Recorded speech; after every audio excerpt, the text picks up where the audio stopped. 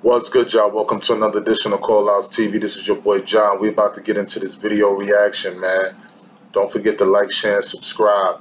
The name of this video I'm going to be reacting to today is the DThang G's and 33 others indicted on 65 charges, including attempted murder. Now, I don't own the video. I'm just doing the video reaction. The content created to this video, his name is HopDaily. Some of you may know him. He has well over 1 million subscribers. So y'all make sure y'all go over there, like, share, and subscribe, run the numbers up. Even though he probably don't need no introduction because he got over 1 million subscribers. He's damn near famous technically. But anyways, don't forget to like, share, and subscribe. Obviously, DThang is one of the biggest names in the Bronx drill scene. He just started dropping music 2 years ago, but he blew up fast with tracks like Caution and Talk Facts and became one of the coldest rappers in the city. But right when he was about to become mainstream, he got hit with some legal trouble. And now, he's caught up in a massive indictment with 22 other members of the River Park Towers gang that could end his career. Here's what's going down.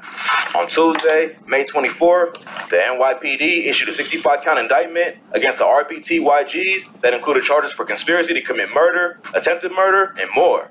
That alone was bad enough. But 7 members got hit with a separate indictment for a shooting back in 2020. And a third indictment was issued against 5 of them for allegedly jumping a crib in Rikers Island last year. Bronx District Attorney Darcel Clark said these defendants allegedly engaged in gun violence, committing 6 shootings, 1 which injured a rival gang member. They allegedly fired wildly on the streets without regard for the lives of anyone else. They allegedly possessed a gun using the shootings that they posted on social media and rapped about the violence. The conspiracy indictment is the one that DThang is wrapped up in, and it's probably the most serious. New York State usually lets the feds handle cases like this under RICO, but a state conspiracy case is almost as bad for the dudes who have to fight it. It's usually easier to beat a murder case than conspiracy or RICO, because if someone you're affiliated with commits a crime, you can end up going down with them even if you wasn't directly involved. Yeah, that's the fucked up part. Like, a lot of these dudes, man, that you see that's in this indictment, a lot of them didn't even commit the crime that they talking about. You know what I'm saying? They mans might have did a lick, caught a lick real quick, and they get on their social media platforms, Instagram, YouTube, and they make videos and they rap about it. You know what I'm saying? But a lot of these kids, man, they didn't commit that shit, man. They didn't. Some of them did. You know what I'm saying? But I'm not buying that, you know what I mean? All of them is there for locked and booked for doing some murder shit. Nah, I don't believe that shit, man. Out the crew is probably only 1 or 2 niggas, you know what I'm saying, that's putting in the major pain on the streets, man. A lot of these dudes, man, they stitch it or they bears. They do it to themselves. They put themselves in these predicaments, man. You know what I'm saying? Y'all know the NYPD is watching y'all. Y'all know Mayor Adams is trying to crack down on the Bronx drill movement, period. Brooklyn too. But y'all still continue to get on y'all social media platforms, snitching, showing hammers on the fucking camera. Like, bro, y'all niggas gotta be more smarter than that, man. Y'all niggas didn't learn shit. Y'all niggas keep doing the same shit over and over again, man. Y'all niggas got no guidance in y'all life. You know what I mean? Y'all moms, you could tell the way y'all moms speak. A lot of these dudes, man, like, for example, like DThang, his mother and his grandmother was on social media cursing at dudes that's the same age as her son, DThang, telling them to suck dick, this, that, and the third. So the way the parents is acting, you could see where DThang and a lot of these other dudes, where they get their attitude from, man.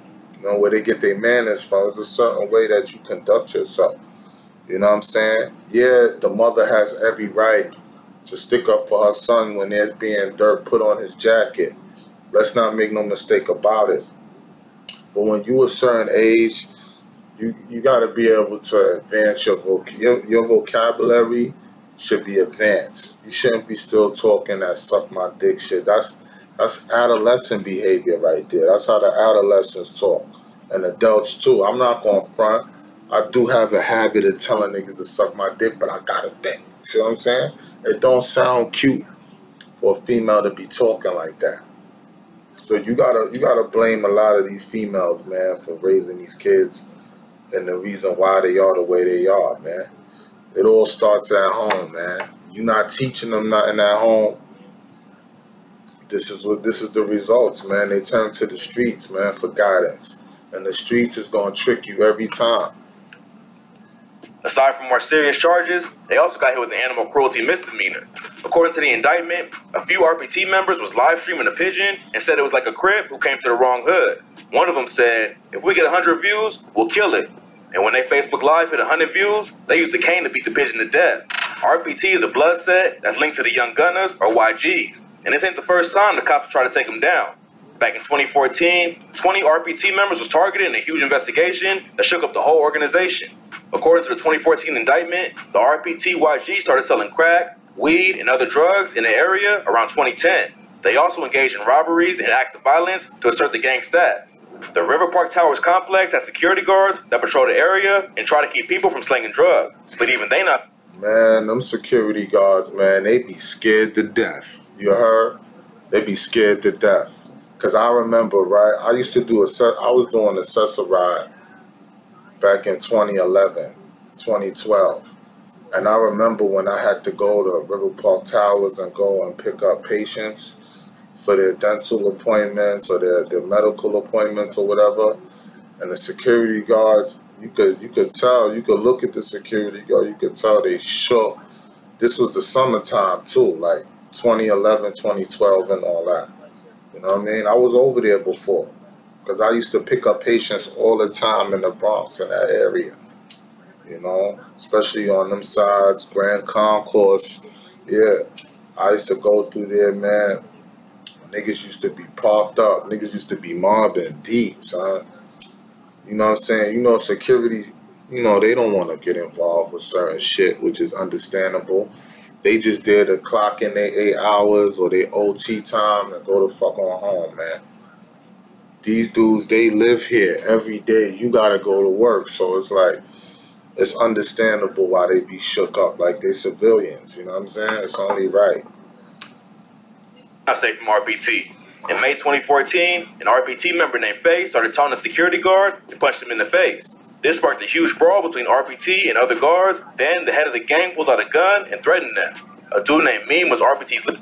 Like, you know, they always got these, and this is no offense towards, you know what I'm saying, my African brothers, but they always got like the dudes that's, you know what I'm saying, they foreigners, and they put them in these project buildings, or, you know what I'm saying, like Section 8 housing type complexes. They put them there to work, and it'd be so much shit that be going down that they be afraid to even say. They see everything. They see when niggas are selling crack, niggas got guns on them and all. They see all that, but a lot of them, some of them have gotten even killed for even opening up their mouths. So when they doing security in these complexes, especially like the graveyard, you know, the working security doing the graveyard shift and these complexes is dangerous, man.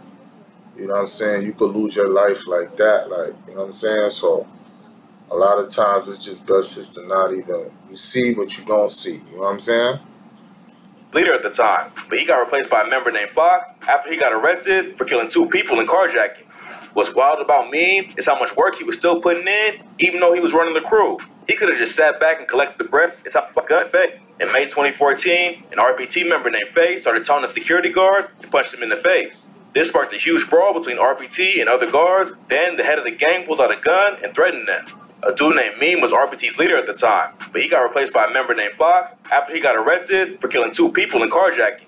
What's wild about Meme is how much work he was still putting in, even though he was running the crew. He could have just sat back and collected the bread from everyone else, but instead, he went out and hit his own legs, which eventually earned him a life sentence. According to court documents, a dude in Meme's crew named Tommy Smalls snitched and testified against him. Smalls told the court that in August 2014, Meme wanted to rob a McDonald's. So Meme, Smalls, and 2 other dudes. That's why you gotta do your dirt by yourself. It was Meme's own homie, one of the leaders, the leader. They declaring him the leader of the 2013, 2014 RPT members. You know what I'm saying? He probably was around since way back, since this shit first started. What it was like, what, 09, 2010? Y'all get in the comment section and let me know. But you gotta do your dirt by yourself. Cause when that heat is on, what my son Beanie Siegel said, man, in that movie State Property, when they was chilling by the pool and shit, and he was talking to I forgot who he was talking to. I think he was talking to Freeway. He was like, when that heat is on, they chillier than December, dog. Like, niggas start cracking, boy. Dudes met up and made plans to carjack someone and bring guns to use in the robbery. That night, they got a cab and told the driver to go to an empty dead-end street in the Bronx. Mean pulled out his burner and told the driver to get out, but he refused. Then Smalls dragged the driver out of the car and Meme shot him in the back of the head. They left his body in the street, then used the cab as a getaway car when they robbed a convenience store and a Dunkin' Donuts later that night. Meme and his crew killed another cab driver a week later, but the plan went sideways and they couldn't use the car for another robbery. A surveillance camera caught them dumping it. So robbing a cab driver wasn't enough. Y'all had to go hit 2 more stores, 2 more convenience stores, man. Y'all made yourselves hot. And then, of course, you know when these niggas is doing crimes, you know what I'm saying, they always leave evidence behind, like a piece of clothing, or there's always something they leaving behind. Evidence in the dumpster, and the cops found a pair of night. Meme then used the cab as a getaway car when they robbed a convenience store and a Dunkin' Donuts later that night. Meme and his crew killed another cab driver a week later, but the plan went sideways and they couldn't use the car for another robbery. So not only did Meme, one of the leaders of RPT, one of the infamous leaders, not only did they rob and kill one cab driver, they killed another one a week later. This shit is crazy, boy. Robbery. A surveillance camera caught them dumping evidence in the dumpster, and the cops found a pair of gloves they traced back to the crew. Smalls and the 2 other dudes all pled guilty, but Meme took it to trial and ended up with a life to the crew. Killed another cab driver a week later, but the plan went sideways and they couldn't use the car for another robbery. A surveillance camera caught them dumping evidence in the dumpster, and the cops found a pair of gloves they traced back to the crew. Smalls and the... So yeah, these kids do crimes. Why not just burn the gloves that you used in your crime, so the boys won't be able to trace it back to you? Wouldn't that have been smart? You dudes commit crimes and then you're shocked when you get caught. Stop doing sloppy jobs. The 2 other dudes all pled guilty, but Meme took it to trial and ended up with a life sentence plus 34 years. Dumbass took, how you take it? You know you committed the crime. Why can't you just cop out? Why would you take it to trial with a legal aid? Crack money you done blew on hoes, blew on gear. You know the Mermonts, them big Mermonts and shit, them shit used to be popping back in the days, man. Back in 2009, 2010, 2011 and all that. You know what I'm saying? I'm talking about the big Mermonts with the hoodie that cover your whole face up. You know what I'm saying? Shits had deep pockets. You know, niggas was getting jiggy back then, man. But why would you take it to trial, my nigga? You know you committed the crime, man. Just cop out. Especially, you know, you ain't got no paid lawyer, man. You know what I'm saying? You buried your own. You threw your life away, man. At least you would have been coming home in 30 or 40 years. But now you ain't coming home at all. Years. Everyone in the gang paid Meme for permission to move weight. But clearly, Smalls and the 2 other dudes all pled guilty, but Meme took it to trial and ended up with a life sentence plus 34 years. Everyone in the gang paid Meme for permission to move weight. But clearly, he got a life sentence plus 34 years. God damn. Y'all get in the comment section, let me know what y'all think. They was careless about who they sold to. The indictment lists over 30 times that dudes from RPT sold crack, weed, and other drugs to undercover cops.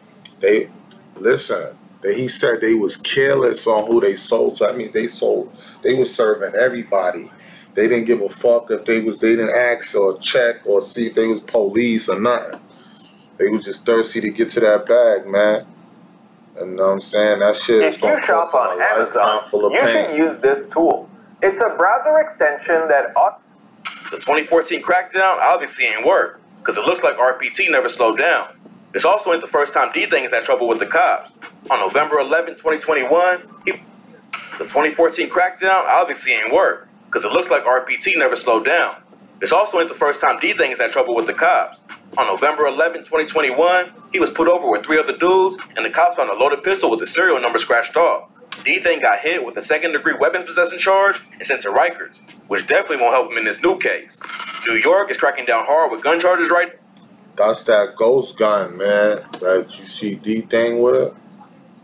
That the DA is trying to say that he was using, that was used in multiple shootings. That's that ghost gun right there. Pistol with the serial number scratched off. DThang got hit with a second-degree weapons possession charge and sent to Rikers, which definitely won't help him in this new case.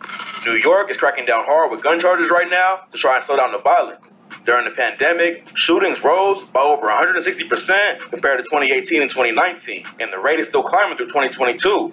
DThang already got a long rap sheet for drug and weapons charges, so it's probably going to be hard for him to get out of this without jail time. DThang grew up in the River Park Towers, so linking up with the YGs made sense when he hopped in the streets. After spending most of his life in the trenches, he started dropping music in 2020. According to DThang, him and his homies started the whole Bronx drill scene, but others say Ron Suno kicked it off when his track Pinocchio blew up in 2019. DThang is also... He did, yeah. Ron Suno, man, y'all niggas better stop sleeping on Ron Suno. Ron Suno is a monster, bro, and I like the energy that he brings in his videos, his delivery. You know what I'm saying? He just don't be talking that spinning your block shit all the time, but I consider his music drill, you know what I'm saying? Because he be talking that gun talk shit. He be talking that slick talk. Ron Suno, man, he odd, he chillin'. He make Diddy Bop music for the kids, you know what I'm saying? Like, that's what it's about. He stayed the fuck out the way, man. You don't hear Ron Suno dissing dead rappers, mans, and all that. Come on, son. Y'all niggas is crazy.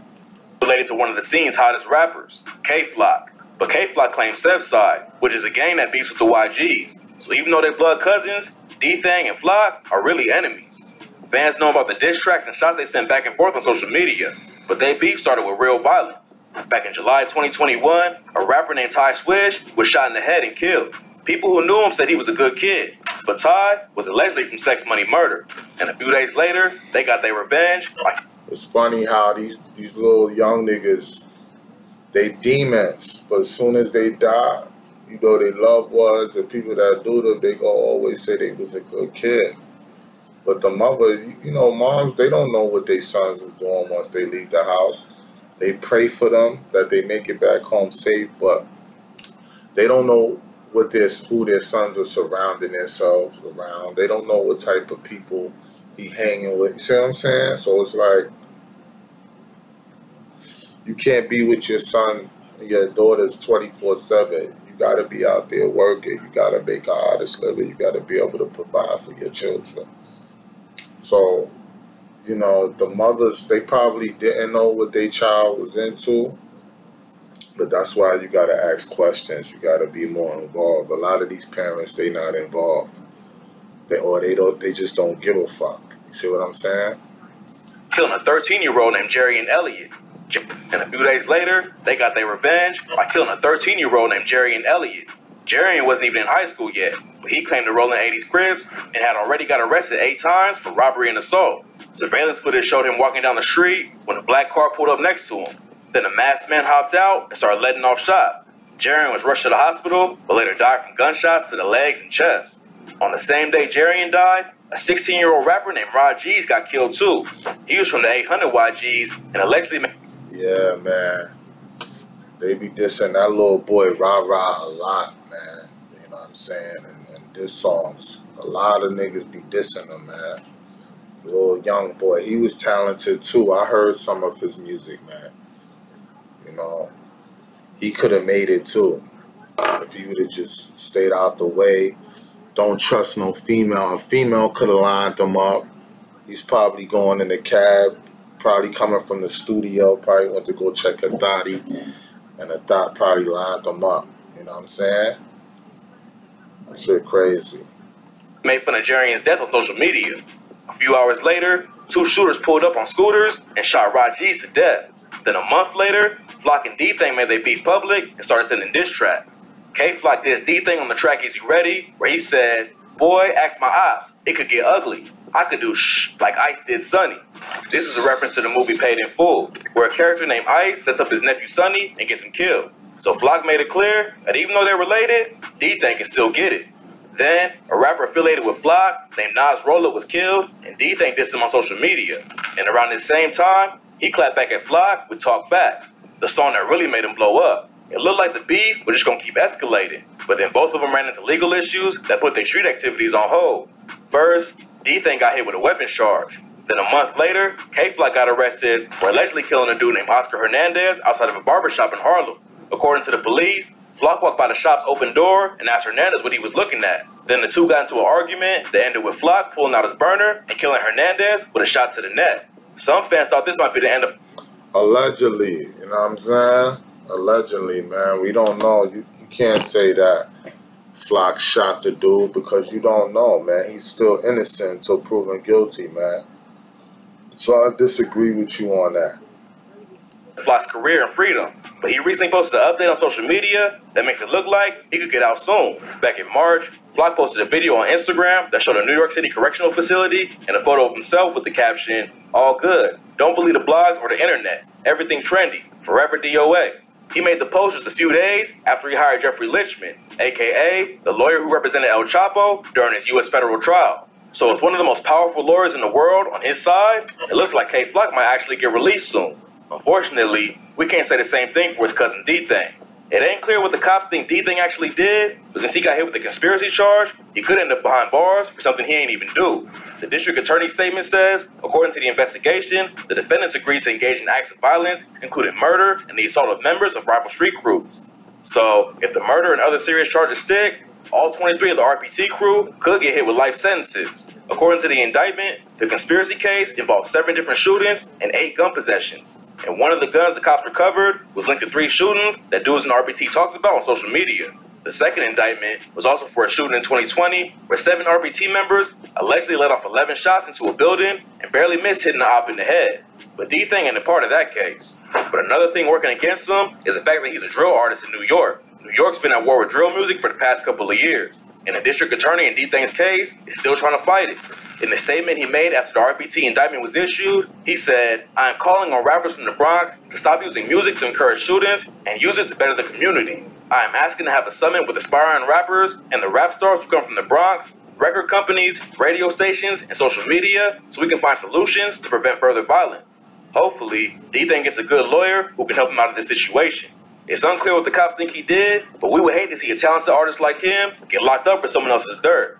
But unfortunately, New York State conspiracy charges can be tough to beat, so he could be facing serious time if things don't go his way. More news about this story could break any day, so stay posted for updates." Hi everyone, Mark Barton here, as Sandy had promised. Man, this shit crazy, man. The whole RPT, man, they locking up the young generation. They trying to get them up out of here, man. You know what I'm saying? That's the moral of the story. Young niggas, watch who you hanging around, man. Get to your bag. Fuck all of this and shit, man, because we losing the young talent to the jail or the graveyard. Y'all get in the comment section. Let me know what y'all think. This your boy Callouts TV. Don't forget to like, share, and subscribe. We got more content on the way.